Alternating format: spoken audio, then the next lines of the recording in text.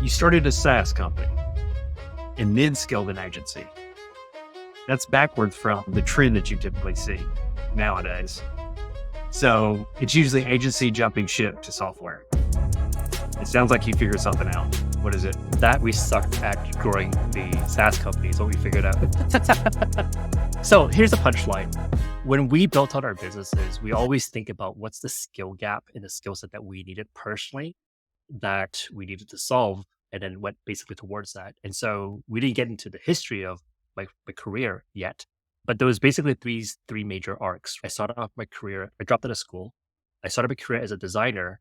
And then I realized that in the design skill set that I needed to make it measurable, and I got into CRO, right? And then through CRO, I got connected with Basecamp. I worked there for a while as one of their conversion designers.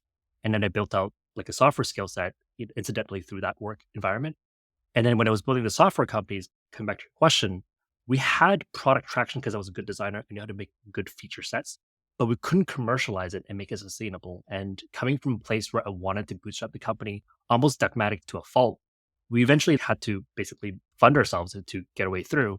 And at the time, I told myself I wasn't good with user acquisition. And so what do? You start hosting meetups and find out how other people do it. And when we got back to building out the agency, we weren't planning on building an agency. We just realized that halfway through that there were skill things, there were skill gaps that my partners and I had that we still needed to learn and needed to mature ourselves. And that's what the agency became eventually. It was like a version 3 of how do I actually build out being a formidable. Sounds like you had a problem and then you just went and solved it yourself. And then now you're helping Basically. others do that. Where are most agencies getting it wrong? That's your cycle you have to go through. But in agency models, if you get your service model and you get the pricing wrong, you change it on the next sales call. And so the product iteration process is very fast and it's very quick. And so it allows you to adapt very quickly should you need it. If the market shift, which it also does, then you have to adapt accordingly. So that's what the great thing about an agency model. Where people get wrong is I think people oversell themselves. And I think agencies generally get a bad rep because people are always there to chase the next client. And in some cases, that's also because of a pricing model inherently built in. If you don't have enough margins built into your pricing model, and we've certainly done that, we've learned that firsthand, it just means that your product quality suffers and your service quality suffers, and your fulfillment suffers. And so I think that's where a lot of agencies get wrong because it's easy to get started, but sometimes it's true that it's really hard to scale. And we run into some of the problems ourselves because the decisions that you made months ago begets you with troubles that you have months down the line. And so I think that's the part where agencies can get wrong. And that's why people have a bad rep because people don't like consultants. Yeah. There's always a lagging measure. And that 30, 60, 90 that and days. Also a short-sighted approach in running the agency model, right? It's about scaling and how to get a little more revenue, and you burn through fulfillment. In some cases, it's like having long-term clients and having a partnership is actually the more sustainable way of building the business. But it's always hard to get there. Yeah. But you work with DTC brands and then SaaS. We do. So let's lay the foundation for what a business needs before they hire on a growth agency. Or any marketer, I would say. The basic foundation of what a marketer's job to do is to we talked about this earlier, right? Marketing is sales at scale. And so if you have a product or service that inherently has value that people want and need, the marketer's job is just to look at what has worked in the past from past sales. If you have a sales team, go look at sales recordings of what has worked in the talking points to get someone a prospect from zero to close. You as a marketer you just need to do that. And so in the absence of those repeatable sales and those conversations and that data, it's really hard for a marketer to do their job, right? Because what they don't know is they don't know how app platforms are going to respond at auction, right? They don't know what the Unicornomics are. They don't know what kind of messaging or angles is going to resonate unless you have a lot of those data and evidence in the past. And so it's like the first rule of marketing is having a great product or service, because if it works and it works beautifully, and you can have a same marketer apply the same techniques in one environment and basically have it completely bomb versus have the same technique apply in a different environment and have it completely scale. And it's easy to attribute the skill set to the marketer. And sometimes that's the case, especially if you're trying to push boundaries and things like that to come up with some unique or creative approach. But if you're going about this from a playbook perspective of how do I take something that's already worked in the past and apply it over here, then it really comes down to having a repeatable business model that already works. So we're not talking about margins. We're not talking about those foundations. At a very basic level is you need to have a business where people are very happy with the product or service that they're happy to pay you for. And then the marketing can reverse engineer what the process of doing that and do it at scale. Yeah. Marketing should be fuel to the Absolutely. fire. You should be able to handle the fire that you put on and what you get from that. Absolutely. And that goes back to the foundation. You're sitting here going through this and I'm having realizations in my head too. Hey, I feel like I see a lot of people nowadays that are pushing or saying they need help or they're looking for help for something in their business when it's probably a foundation issue that they need to fix first, because hiring an agency to do this or do that is not going to fix your foundation that you need to have built out first. True, but it also works both ways, where you also see why suddenly when you apply a marketer or growth agency and you see those like crazy returns within the first 30 to 60 days, is because they're already sitting on top of a data set or evidence that things are working had they had the confidence to just push the boundaries. And so they don't know that. And so I think like any field, whether if it's a marketer or accountant or a lawyer, you just don't know what you don't know. And so when you go talk to an expert or an advisor on any field, it's really just important as a business skill to ask good advice, especially for fields that you don't know. I think ask any competent CEO, right? It's like their job is not be the smartest person in the room. And so if you get to a place where you can ask people in their respective fields and suss out if they're lying to you or not, right? Is this person like blowing smoke up my ass? Do they really know what they're talking about? If you can find that like sweet spot as a non-expert in that field to find people that are really good at what they do, that's where magic happens. And so having that ability to take your business on whatever level to a certain level that hiring an agency or hiring a marketing person is not going to break the bank for you, where it's not a lot of pressure and a lot of risk, that's when you can give them the leeway. Because again, if you need ad budgets, they need to have enough margins and sales to carry that.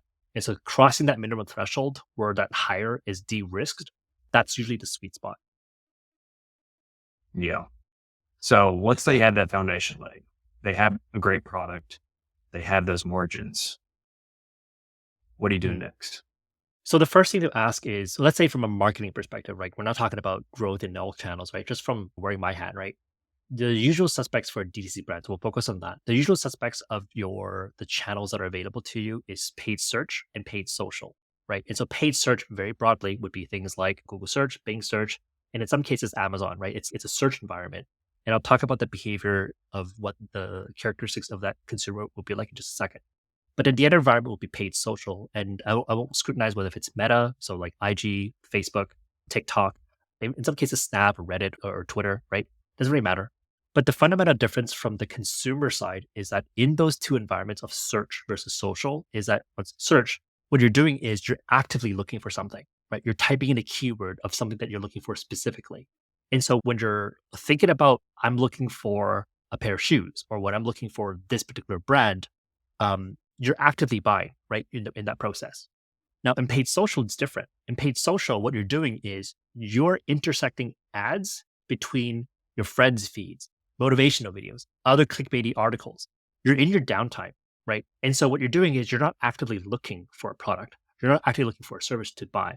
And if you think of it in that way, these two platforms translate very well into demand generation for paid social, where I wasn't thinking about a product or service, but now that I see the ad, I'm suddenly thinking about it, versus demand capture, where someone is actually looking for something and your ad unit or your organic result is in the right place at the right time to capture that sale. And so going back to your product or service, which category do you belong to? If you are in a market where there's a lot of existing demand or search, all you have to do is figure out whether if your product's category or your price point has enough search volume that if I typed in collagen pills, or if I'm looking for X amount of red pair of shoes, right, or a piece of luggage, that your ad unit is competitive enough, both from a ratings perspective, from a visual perspective, and to compete against all the other options available to you so that you capture said sale. And so that search environment can scale for you if there's enough sort of search volume and that your listing was competitive. But if you aren't, paid social will be a better environment for you. And you've seen a lot of DTC brands grow over the last 10 years because ad placements were a lot cheaper back then. CPMs are lower back then. But it's an environment where you're not evaluating your product against a sea of other products. You're just evaluating you, right? And so that's why you'll see a lot of premium and more higher price items sell really well in that environment. Because if price wasn't the consideration, then all you have to look for is just consider the problem sets. You see a hook of a video creative, you see them explaining the product, and you're like, oh, shoot, I want that. And then you click, and then next thing you know, you're on the landing page. There's no selection process, or there may be some, but then you'll have the position to add an angle. So it's about thinking about starting from the beginning of what product category do you fit in and which environment is best for you. And in most cases, it's both, right? And that's usually multi-channel sort of approaches, but it's thinking, asking that fundamentally first and saying, then you go back and ask, does the unit economics of the products of my margins and the cost of said respective app platforms make it such that I can pay for a customer and be first order profitable? Or if I had to break even on said first product, does my SKU selection and product sets have enough follow-up products and purchases, either as a renewal or replenished product, or from an adjacent product that I can make this customer like transact with a company over the course of a lifetime? You could have the perfect product as well. And what I gained from this is you could have the perfect product and still be pushing on the wrong platform. That's sometimes true. Not get, yeah. Because I didn't even think of it that way. I don't have any, I'm not a brand owner or anything like that. So I had to put the brand, the BTC hat on and think logistically that way. But that makes a lot of sense though. I can see that. Yeah, absolutely. And that's good to even. Yeah. And I think that's why sometimes when people are saying like, oh, I ran Facebook ads, it doesn't work. Or, oh, I tested landing pages, it doesn't work. And it's your specific version of that experiment didn't work, right? But there's a lot of situations and contexts that you have to think about that may or may not apply. And it's also why when you're looking for marketers, it's about there's the hard technical skills of, do you know how to run Facebook ads? Do you know how to run Google ads? There's like the technical skills. But there's the soft skills of, do you know how to answer problems in ambiguity? Can you look at data and interpret what to do next? It's easy to look at when things go right, but can you tell what to do when things go wrong? Right? Those are much harder nuanced and very situational questions that you can't capture in a case study, or even hard to capture, might be captured in an interview, right? But it's about asking the person's thought process of what would you do in this environment and why would you go about that way? You talk about advanced marketing techniques. Have you touched base on this already? Not exactly. I don't necessarily think that it's about being advanced. I think it's about following the right series of steps. If you look at, I used to do martial arts, right? And so if you think about, I'll use this saying that's somewhat overused, but very true, right? It's like Bruce Lee talks about, you're not afraid of the person that knows about 10,000 kicks. You're worried about the person that can do 10,000 kicks, 10,000 times, single kick 10,000 times. And it's about the repetition of doing the same thing over and over again. And so it's always going back to fundamentals. Like techniques can change, right? But it's, if you look at the backs of all these successful businesses, a lot of them grew from 0 to 1 million or 1 to 10 million, not because they had proprietary knowledge or tech or something along those lines. Of course, there's companies that do have those techniques that they can exploit, but a lot of them are just following fundamentals, right? A lot of them is just asking the same questions of, does the unit economics work? Can I spend $1 to get $2? And is there enough margins for that to continue doing that? And is there enough volume for me to keep doing that? And if the answer was yes, then that's your business. And so it's not always about being advanced. It's about going back to basics in some cases, but also knowing the platforms well, because as with anything, it's understanding on a level about what people's behaviors are. Because again, at the end, you're selling to people. So it helps to know on search, you're doing keyword research and you're doing bidding, what have you. But what are people actually doing? They're looking for something, right? If you go back to the basics that we as humans understand, these things should make sense. That's really good. What makes you unique compared to another agency? I wouldn't dare to say that we're unique in the sense that we have skill sets that other people do not have. But if you look at any individual entrepreneur or any individual hire, you always know about their unique stories and circumstances that leads to them having a superpower of sorts. And so if you look at my superpower that translates into our agency service model, it comes down to being really good at learning and going from 0 to 60 in a particular field very fast. And so that lends itself to consulting really well. So for me personally, I have a lot of conversations with brand owners or SaaS founders where they're like, wow, you just heard my business from the first 5 or 10 minutes, but you knew some things about my business I didn't think about myself. And so that part is one aspect of it.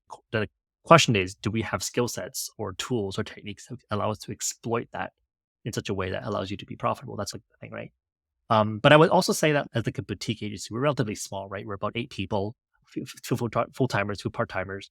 But in terms of like the breadth of what we need to do as a small team is that we have to think about things on a full funnel basis, because I see brands, and in some cases, agencies have to hire specialists, right? You hire a Google ad person, you hire a Facebook ad person, you hire someone doing email, and you don't talk to each other. And what happens is when you have the ability to think as a brand owner, you don't get the luxury because you have to wear multiple hats. But when you start thinking about how these channels integrate together, right? Then you start doing techniques that make a lot of sense. For example, if you're running a paid social, right? What happens is not everybody clicks out on their phone because their phone is not a useful interface to type in like shopping or reviews, right? So what you'll do is they'll take that product category or they'll look up your brand and they'll run a Google search on it. And so the next thing you know, if you don't have branded search campaigns running on search, you'll end up seeing a lot of the meta-driven demand generation sort of volume goes towards a competing product because you didn't have the demand capture set up to anticipate someone doing that sort of search. Or in other cases would be like, oh, if you realize that your product category is your competitors is a really important source, then not having the landing page that does a comparison ad between how your product is better than the next person, you could have person run a Google, you could bid against competing terms, but not remembering or not knowing that you need a designated landing page that fits that narrative after that click. That's important. And so as a brand owner, they inherently think that way because they're dealing with all these different things.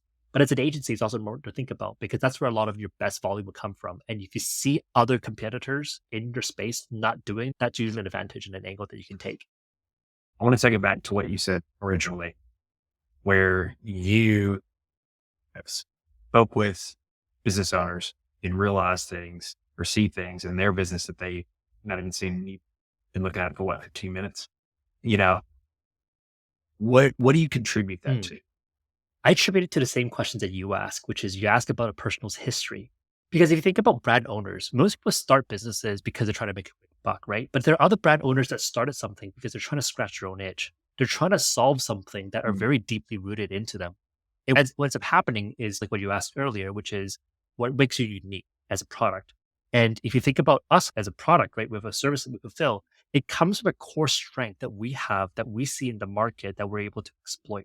And so when you talk to a brand owner and you think about the course of decisions, chances are there are strengths about the product or service category that the founding team has that you can then use in your messaging and your marketing. Or the fact that they have certain things that is like a blind spot for them. Because when you're an expert in something, you don't know that you're really good at it. Like you ask experts like, oh, why are you good at this? And they're most of the time they'll be like, oh, I don't know. I'm just good at this because of like X, Y, and Z. Like they're not always able to articulate it. But when you see this from an external perspective and see it on the outside, it's sometimes more obvious. And you're like, oh, that there, that's not normal. You should keep running with that thing, right? Or in some cases, it'll be like, hey, they'll do certain things where it's like, hey, this has worked really well in the past, but shiny object syndrome sends it into a different direction. And you're like, guys, reel it back in. You could explore that because that helps you stay fulfilled or what have you. But this is the moneymaker, and you should really double down on this. And those things are just not obvious. And it's listening to those patterns, but a lot of it comes down to uncovering what the person has said to you or what about their history that led to the decision making that will become more obvious if you see how the dots connect. That's good. And I ask that selfishly because what I've been told is I'm good at finding and how can I put this? I'm trying to put this in a way that would make sense too. I'm good at finding and improving procedures. Okay. In procedures is probably not a good term, but, and I can't even say processes. It's more so of identifying opportunity, I guess I would say, in a general sense. And I've been trying, because you mentioned that earlier, that you then find the tools and systems to help with those. So what I've been struggling with, and this is totally switching gears here, but I feel like you can help me with this, is I've been trying to systematize or productize a service that I've been doing with other friends on Time I see a business, I'm like, oh, this could be improved. This could be improved. And I would do this right here. Then it's converting 3x. What tools have you used whenever you go into a business? Are you seeing things like that, or are there tools or systems that you're putting in process on Yeah, that I'll try end? to answer you. And so the actual short answer to what your question was no, but to answer what you're doing, right, is just apply the same process. Is that if you think about what your skill sets are, right, think about your genesis of like your career, right? You built a massive business building off real estate empire, right? You started investment firms and you're transitioning to being a holding company such that you can take an existing business and do better with it, right? But a large part of that comes from identifying opportunities, as you have said, because that's what real estate investment is all about. You have a sea of deals that are available to you, but the acquisition process is looking at the numbers and saying, you know what, this one checks out, this one does not. And then you start doing that back of the napkin math of, would this pencil out if I actually, and so you're applying the same mental process in that environment where there's a lot of reps that you practice with into a different environment. And you say, you know what, if I were to go into this software business, how do I apply the same level of thinking that I have here that you could apply to here? And that's why starting a new company, it's very hard. No existing data, no existing comparables going to real estate for you to benchmark against. But when you're like, you know what, this was doing $1 million per year and it was doing these type of things. What would I do if I had did this and this? Right? You can start operationalize and systemize. And that's why you talk about identifying opportunities and unlocking value. And that's why building a private equity firm or holding company makes sense, given that's where your background will come from. And so if you look at any type of founder, they always have these things like the writing's on the wall. It's always there. But like you said, it's not easy for them to articulate it because they're just doing what they're doing. It's exactly what you talked about. But realistically, that's what you're doing. And so when you can identify that's the angle and messaging and the value that you bring, think about the partnership conversations you're going to have with other people. If you were to build a personal brand, right? Marketing is sales. How do you take that and say, you know what? I was really good with this environment. Therefore, I go into this and I can do really well. And that could be a fundraising pitch. That could be your angle for finding new partners. But that could also be the angle that you have for hiring people and bring them in house and say why they should work for you for somebody else. That all makes sense? That's good. Yeah. Looking at it at a totally different angle than I was looking at it before. Just repeat what's working and then find opportunities inside of what's already working with something Absolutely. else. Absolutely. Like that's exactly what you're doing. And that's why that transition happened. Mind spinning here. That's really good. So we've been all over the place today. I'm going to jump even around even more now because you've got my wheels turning on this. You've transitioned, or you're starting to transition into private equity, it looks like, from what I've seen. You want to talk about that a little bit? It was a bad call on our part. But I tell you what, part of the thinking that we had was that when going back to the arcs that I had in a career, in my sort of like strength and superpower, I've always looked for the next opportunity to transition into. And so I jokingly said that. I'll come back to the reasons why in just a second. But the thinking here is that I'm always looking for the next iteration of how to solve the same problem set so that I can take this existing skill set and pay dividends to carry forward. And so with private equity, part of the conversation that we were having was trying to think about a business model that were more aligned with the agency clients we were serving at the time. And for a while, I was thinking about the retainer model, and it just wasn't aligned in the sense that people didn't believe that we had vested interest. And so in the initial thinking was that if we had vested interest in growing the business with you and treat us like as real partners as opposed to being mercenaries, I thought that the conversation would be more aligned. And that was one part aspect of it. But the other aspect of it was that I was trying to think about client services in a way where I don't get pigeonholed into the set of services that we had. Whereas I was just thinking about media buying as a marketer, let's bring the marketing person to think about. There's more like, how does fulfillment and how does supply chain impact the way that I think about economics and my marketing, right? How do I approach it in that way? Again, going back to landing pages, what have you, like how does landing page impact the marketing campaigns? I'm trying to think more holistically about the entire business. Around 2019, 2020, part of that evolution of that business model was just me asking for advice. How do I structure something like this? And the conversations, the advice I was given at the time was like, if you're going to go down the path, why do you buy the company? Instead of consulting for equity, why do you buy the company? And back then I just kept saying, because we didn't have capital. We didn't have capital. And then one person was like, I got capital. And so that kind of changed the possibilities of, oh, okay, what would happen if we were to acquire companies? And so at the time, what we wanted to do was we wanted to basically like tiptoe into it. But private equity is not something you tiptoe into. And the reason why I say that is because when you buy a small company, you need to make sure that it has enough operational expenses and revenue to EBITDA to basically service that company. And so what ends up happening was as we're growing those businesses out, skill wise and opportunities wise, we basically expand our skill set and we were able to think about it holistically.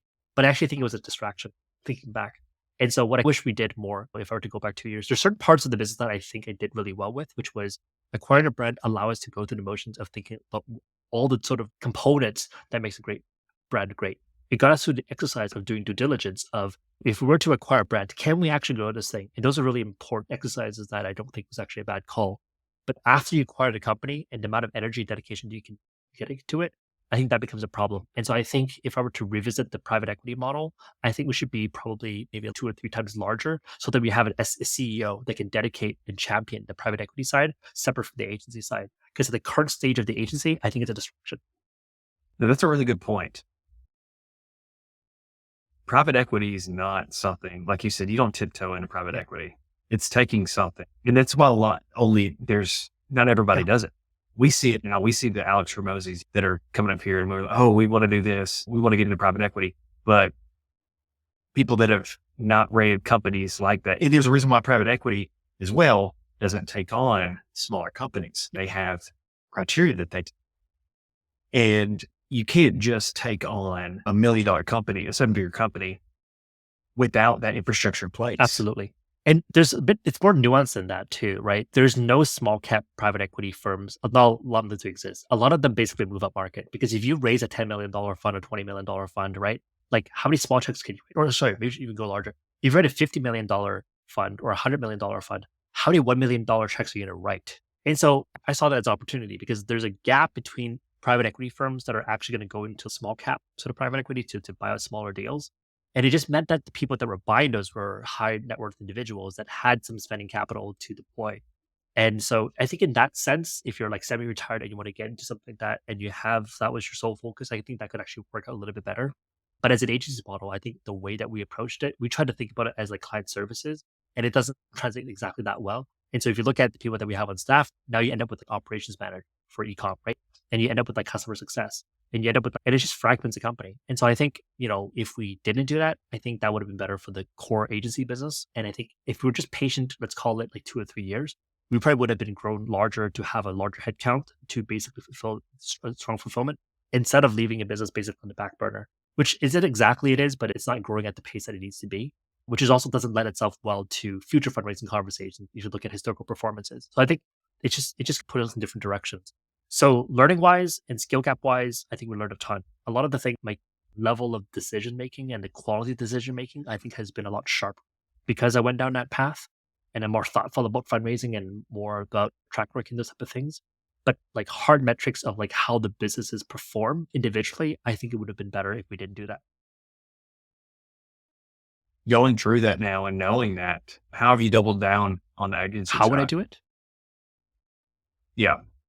I think if you look at the core functions of an agency, you have sales and marketing, you have fulfillment, and you have operations back end. And I think the level of growth that gets into it is the first level of parts that you want to delegate, which we've done successfully, was delegating sort of the admin, like low value like tasks first. And so that part of the operations is actually very strong and very robust. The second layer that you improve on is the fulfillment layer. And so I think improving the fulfillment layer is about developing SOPs, making sure that you're removed from most of the operational tasks that comes along with like deliverables to clients and have that really strong. That's the layer that we basically have now.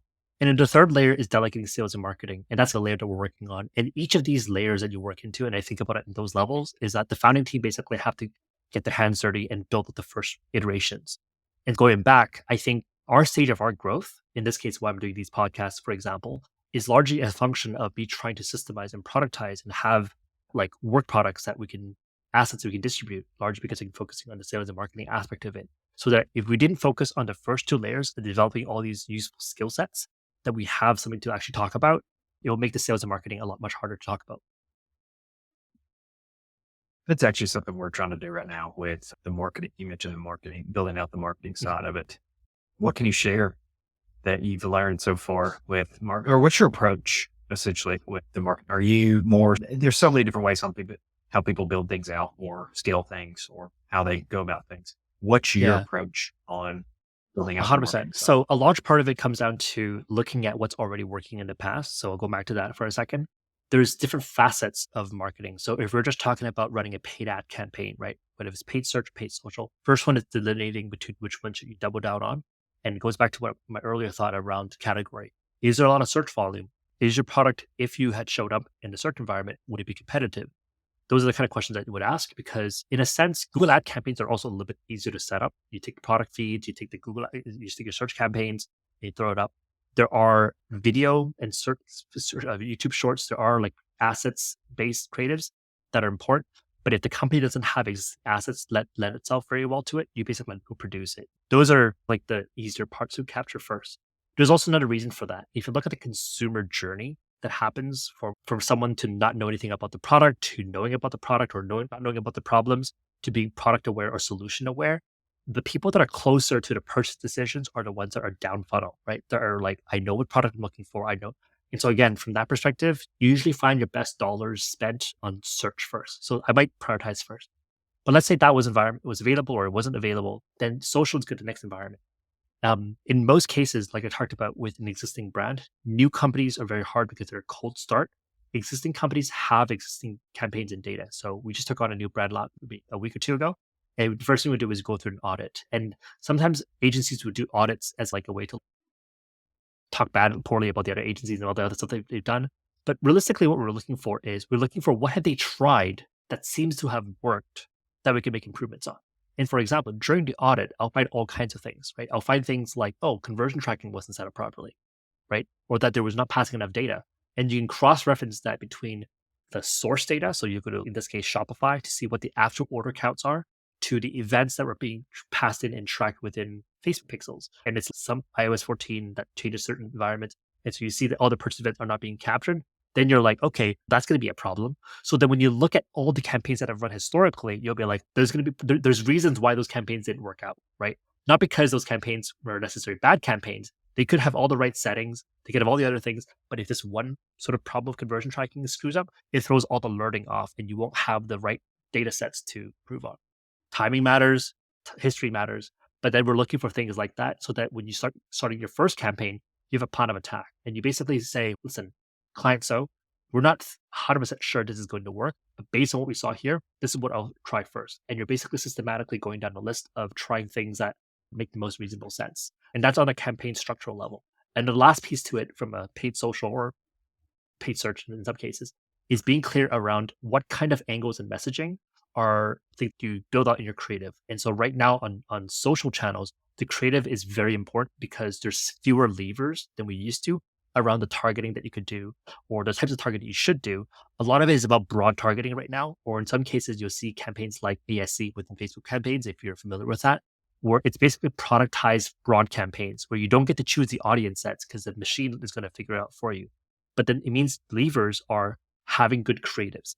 And so if you have good creatives that reflect the customer journey, if you see past customers say they like it because of this, they solve these type of problems, communicate that in your ad. And so if you review any previous ad creatives, that takes a while to get that messaging across, or worse, they don't say any of the same things that people said were the reasons why they bought. That's usually a gap. So is it going to work for sure? Who knows? But take that messaging and put it in your ad creative, deliver it in the most appealing and quick way. That should help improve sales. And then you take a step back and you start going back to calculations. What kind of target ROAS do you need to hit or target return on ad spend? And you calculate that based on what the average order value is, what's the cost of fulfillment from your from the manufacturer going to your warehouse, what are your Shopify and fulfillment fees, all the things that help you boil down to, if I have a $50 product, cost of fulfillment with 30%, then you have $35 to capture the first sale. And then you ask the repeat purchases, do you have adjacent products you can sell? And you start building your campaign accordingly. So strategics first, go into ad accounts afterwards, asking thoughtful questions that lead you to making educated guess about what's going to work and reverse engineering what's already worked in the past and capture that in a format that is applicable to the respective channels. That's good. I'm so glad I have this recorded too. I can go ahead and take notes after this. That's really good. You're a wealth of knowledge. Thank you. We were talking a little bit more on this, how technical, about how we're going to get on this. And I listened to some previous episodes, like I told you, podcast that you've been on, and I knew that you knew your stuff. We talked about that. We've had guests before that, You tell them they don't know their stuff, but you definitely know your stuff. We've gained a lot of knowledge in this episode for sure. Knowing everything you know to now, this is going to be a tough one I'm about to ask you. So if you had to leave a letter to a loved one or a child in regards to business, what would be on that letter? The most important thing that I took away from my career was if you want to do well in a career, it's focus on how to provide value in the same way that you said it. Except the way to think about it is if you know how to help someone make $1 million, you're going to figure out how to make 100K. You know what I mean? And so just focus on asking the skill sets of what does a company or business need to get to their next level. And so if you knew the skills required to take a company from 5 million to 10, you're going to do well. And so if you go back to, I'm very grateful that you said that I have a wealth of knowledge, but a lot of it comes from the primary motivation of me trying to figure it out for ourselves. Going back to Genesis, we looked at user acquisition when we wrote a software company. And that's why we got down to agency path. And the agency was the environment where you can't not go through all of that and care about growing other people's business and walk away with not knowing how to grow the business, right? You just see patterns all day long and you think about this work all day long. And so it's in that letter, it's basically my career path has always been around solving the next problem for myself, but it largely was motivated around how do I make sure that the company or the organization that I joined was better than the position I found them because of the skill set I bring, and just work backwards from there. It's hard to do that in an environment and not do well in life. That's good. That's really good. I was talking with your marketing manager who was setting this up for us, this interview today, and she mentioned something about some, audit templates, some profit calculators, just essentially some good resources. Is that something you'd share with our listeners? So they're not that hard to find. I'm actually trying to productize this and put it on our website, but if you reach out to me, or I'll drop a link to it, right? There's calculators you can use. These are specific to e-com companies specifically, but they're basically just simple numbers that you would calculate, that you would punch in, and most companies should be doing this anyways. And so if you haven't done this exercise, sometimes it's a problem, right? But it's like, this is where you would start. You would just punch in what is the average order value that you would have, what is the cost of fulfillment, and what you'll get is you'll get your contribution margins. But it's important to arrive at those numbers because when you go into your ad platforms, you're trying to punch those numbers in to tell the machine and say, hey, I need to hit a 2.0 ROAS in order for me to be profitable, right? Or I need to have a 2.3 if I need to account for 10% profit margins. That's basically the calculator. If there's questions around that kind of thing, I can talk you through that as well. But it's an important exercise that any brand owner does to calculate unit economics, because the basis of a scalable marketing campaign starts there. And so it's not something that every company comes with, but they absolutely should. And all the sophisticated ones generally do have it already. So it's not some sort of secret sauce that we know how to do math. Everybody knows how to do it too. But it's one of those things that I think would be useful for listeners. Oh yeah, absolutely. People are good at complicating things and sometimes they don't.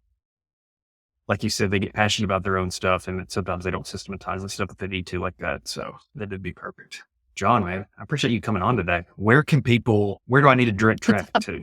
Where can people learn? Thanks, Dylan. I appreciate that. I'm easy to find online. So on Twitter, I'm JTC Chan, right? On LinkedIn, it's a little harder. There's a lot of John Chans out there. So you might have to drop it in the show notes. But our agency site is 2x.agency, right? So you just find us at 2x.agency and you'll see a media buying site and a creative agency. That's us. So we're really accessible. Book a call. It's no obligations. We don't have to sell you anything. We're just trying to figure out if there's an actual fit that your business can actually be grown. And if there is, I'll absolutely say we should work together. If it isn't, I'll be like, you should go find somebody else. And here are the things you go do to fix it. But yeah, appreciate the chat. And thanks a lot, Dylan. This is a lot of fun. Absolutely, man. I appreciate you coming on. Hey, if you're still listening, hopefully you got some value out of this or amusement. Either way, I really appreciate you for listening.